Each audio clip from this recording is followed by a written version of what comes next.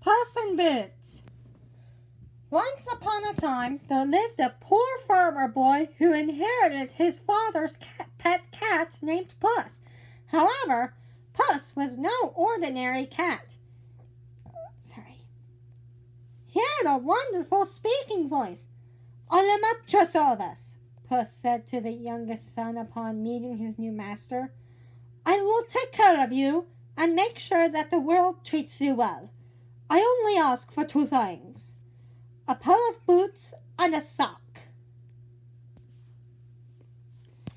The son hesitated, trying to figure out why a cat would want boots and a sock.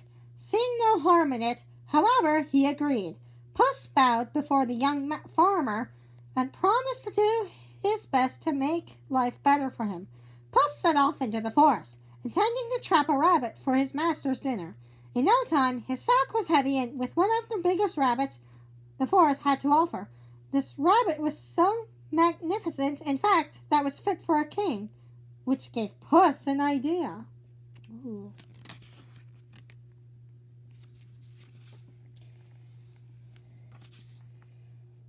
Rather than taking his prize home to his master, Puss went to the king's palace, where he was granted an audience with the king. "A gift for his majesty," said Puss. "You say a rabbit fills your sack?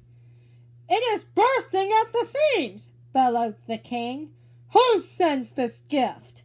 Puss bowed before the king and said, "It is a gift from my master, sire. He is the Duke of Carabas." "I have not heard of this duke," said the king, "but such a gift will not be forgotten." Puss bowed once again and took leave of the king. He returned to the castle every day for a week, each time bringing another gift. Puss had planted a very important seed in the mind of the king. He made the king think that a poor farmer was the duke. And one day, sometime later, Puss learned that the king's carriage would be passing by his master's farm. Clever Puss devised a plan to help his master. There's the sack.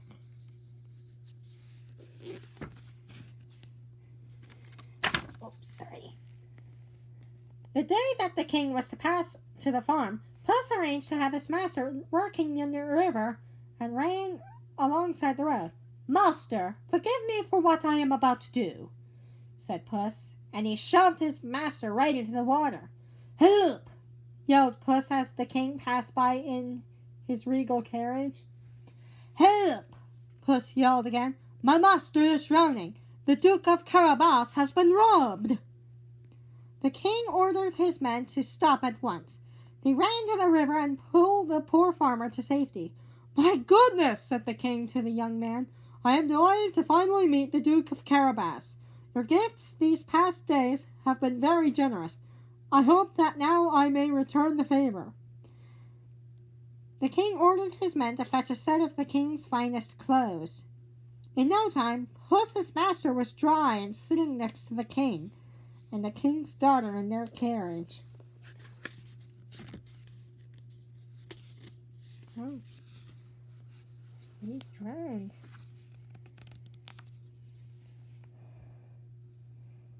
Puss smiled as his plan worked perfectly. "Now for the next step," he said. The king had offered the Duke a ride home, so Puss ran ahead of the carriage.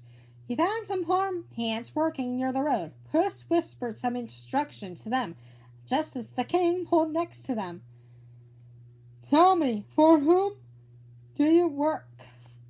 Do you labor?" the king called out. "We work for the Duke," they replied. "The Duke of Carabas owns all of this land," the farm hands continued. The king turned to his guest and said, "You are a wealthy duke. Indeed, I enjoyed seeing your home." Puss quickly realized that his master's home was certainly not fit for a duke, so once again Puss ran ahead of the carriage.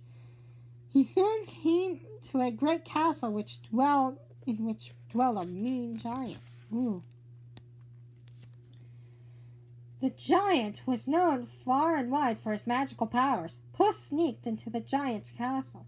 "What are you doing here?" roared the giant when he spotted Puss. "It is said you lure a very powerful giant," said Puss. "I have heard that you can turn into a mountain, or a fierce lion, or even a thundercloud. But are you powerful enough to change into something tiny?" "Ha!" laughed the giant. "Behold!" With that, the giant turned into a mouse. Wasting no time, Puss leaped on the mouse. The giant's castle now belonged to Puss and his master, and not a moment too soon. "Welcome to the Duke's humble castle," said Puss just as the king entered. The king and his daughter were impressed by the wealthy Duke, and in time the Duke would marry the young lady. Puss relaxed with satisfaction. He knew he and the Duke would live happily ever after.